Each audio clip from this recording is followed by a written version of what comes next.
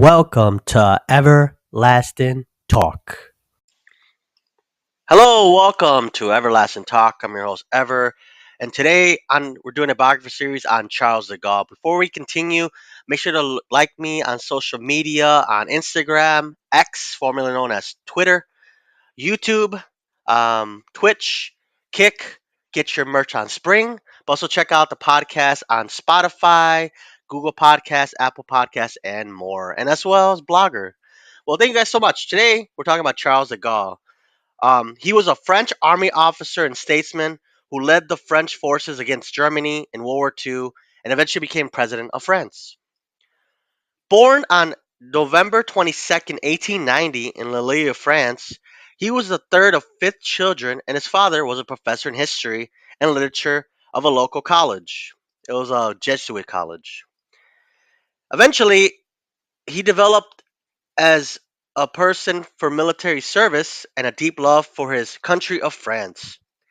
He would eventually join the Saint Cyr Military Academy in 1906, but didn't get in until 1909. So he applied in 1906, but didn't get until 1909.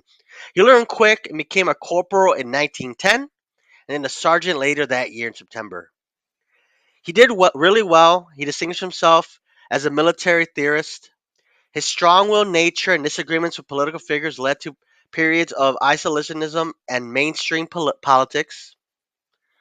He stayed steadfast to safeguard France at all costs, staying true to his commitment and principles of a strong France.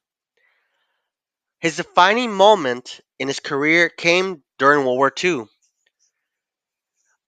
Germany ended up invading France, but the French forces were not prepared. They were ill prepared, or they were just not expecting to get invaded by Germany, or they expected their allies to protect them.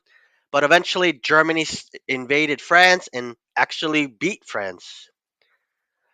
But Charles de Gaulle, refusing to accept the armistice with Germany, he made an historic broadcast from London on June 18, 1940, rallying the French people and forming a free French forces. It's pretty much a guerrilla army in France that helped the Allies try to, take out the Germans and, get back their country.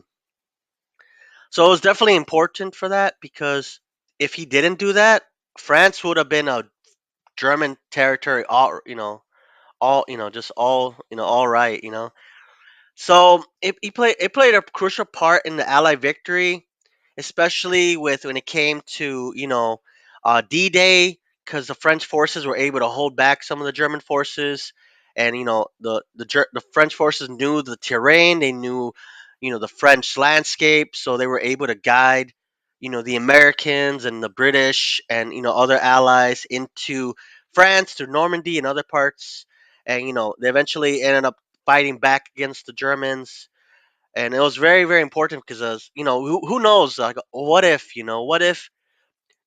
France lost and their entire army disbanded? Those would be these networks of French soldiers, you know, guiding the Americans and Allied forces into parts of France, and eventually taking out the Germans. So, helping it become a two front war, because that's the only way they would be able to do it through France, to the west. To the west is the Western Front.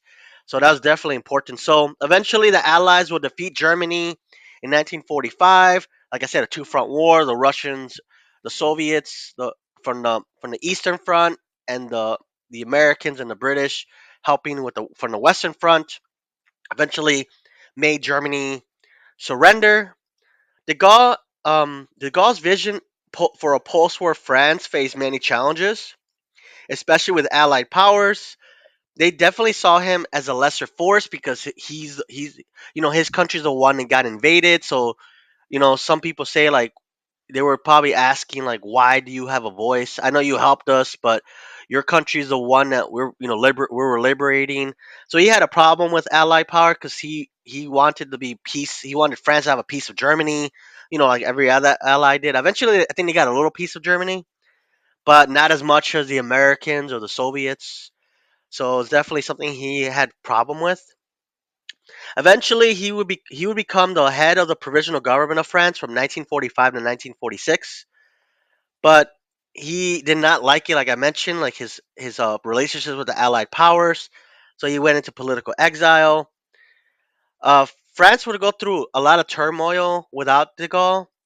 From 1946 to 1958, it was, there was the fall of the French Republic, other social economic issues as well, and obviously becoming, having a power that was liberated by the Allies.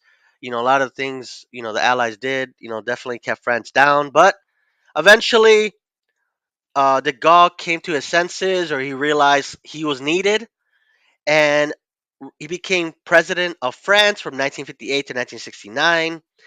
So he definitely helped France become a better social economic power in Europe again. Eventually, he will retire, but not even a year later, unfortunately, on November 9th, 1970, just 2 weeks before his 80th birthday, he was watching television in his home and he suffered an aneurysm, and eventually that's what caused his death. Thousands upon thousands attended his funeral. There was a national day of silence. Especially, there was heads of states there, like Nixon and other ones, heads of the UN, head of other countries.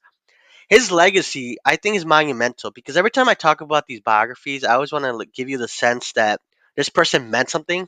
I know sometimes it doesn't seem that way because, like, oh, this guy, but his legacy is monumental because he's an architect of the Fifth French Republic with his policies on reforms and national sovereignty shaped modern France. I know modern France has had its own issues with, economic issues and things like that, but he made it better than what it was because like I told you, the Fourth French Republic failed, so he was the only one that could bring it back.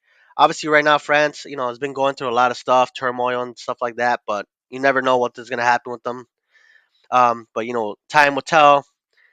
I think his legacy is a testament that that its resilience, most that his resilience of a human spirit in the face of adversity, and who knows what would happen. Like I said, if he didn't fight back against Hitler in Germany. So I feel like that broadcast he did on that one day in 1940 definitely brought the French patriotism, the French, nationalism that they needed to eventually defeat the Germans, or help just be doing that network of tunnels and guerrilla warfare, and eventually help the Allies take over there. Who knows what would have happened of it? Who knows if the Allies would have won, that decisively that on that 1940 in 1945. But yeah, I mean, I'll give you some sources you guys should check out. There's a book called Charles de Gaulle, a biography by Julian Jackson. Check it out. There's a documentary called The Essential de Gaulle. There's also a 1973 movie called The Day of the Jackal. So yeah, you could check out those books, those documentaries, that documentary, that book, and that movie. There's other ones as well. You guys could do your own research. I would love for you guys to do that. Obviously, I'm always trying to make this podcast better, make this videos better, make this channel better. But yeah, next time we're gonna talk about Alexander the Great. So yeah, be sure to be on the lookout for that. Turn on your notifications and things like that. But yeah, that was the biography series with Charles de Gaulle. Um, yeah, go to my link tree or my link below, and follow me on Instagram, X, YouTube, Spotify, Blogger, Twitch, Kick. Get your merch on Spring. I would love for you guys to get some merch. I love your support. I'm trying to get this microphone stand thing. It'll be kind of cool instead of using a headset. It sounds better, most likely. I'll probably start using better stuff as well, better audio. But yeah, thank you guys so much on joining me today. I'll see you at the next one. Bye. Thank you for listening to this episode of Everlasting Talk. For more content, follow us on Twitch, Twitter, YouTube, and Instagram at Everlasting Talk. Thank you.